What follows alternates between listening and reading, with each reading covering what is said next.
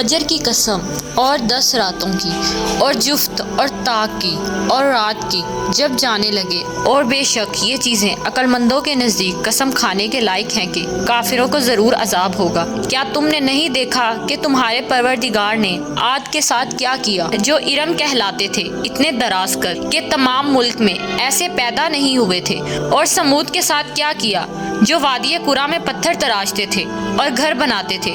اور فرعون کے ساتھ کیا کیا جو خیمے اور میخیں رکھتا تھا۔ یہ لوگ ملکوں میں سرکش ہو رہے تھے اور ان میں بہت سی خرابیاں کرتے تھے، تو تمہارے پروردگار نے ان پر عذاب کا کوڑا نازل کیا۔ بے شک تمہارا پروردگار طاق میں ہے، مگر انسان عجیب مخلوق ہے کہ جب اس کا پروردگار اس کو آزماتا ہے تو اسے عزت دیتا ہے اور نعمت بخشتا ہے، تو کہتا ہے کہ آہا میرے پروردگار نے مجھے عزت بخشی، اور جب دوسری طرح آزماتا ہے کہ اس پر روزی تنگ کر دیتا ہے تو کہتا ہے کہ ہائے میرے پروردگار نے مجھے ذلیل کیا۔ نہیں، بلکہ تم لوگ یتیم کی خاطر نہیں کرتے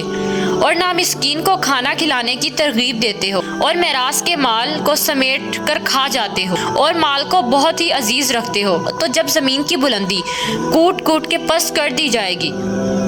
اور تمہارا پروردگار جلوہ فرما ہوگا اور فرشتے قطار باندھ باندھ کر موجود ہوں گے، اور دوزخ اس دن حاضر کی جائے گی، انسان اس دن متنبہ ہوگا مگر تنبیہ سے اسے فائدہ کہاں مل سکے گا۔ کہے گا کاش میں نے اپنی زندگی جاودانی کے لیے کچھ آگے بھیجا ہوتا، تو اس دن نہ کوئی خدا کے عذاب کی طرح کسی کو عذاب دے گا اور نہ کوئی ایسا ویسا جگڑنا جکڑے گا۔ اے اطمینان پانے والی روح،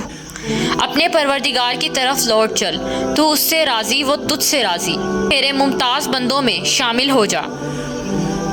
اور میری بہشت میں داخل ہو جا۔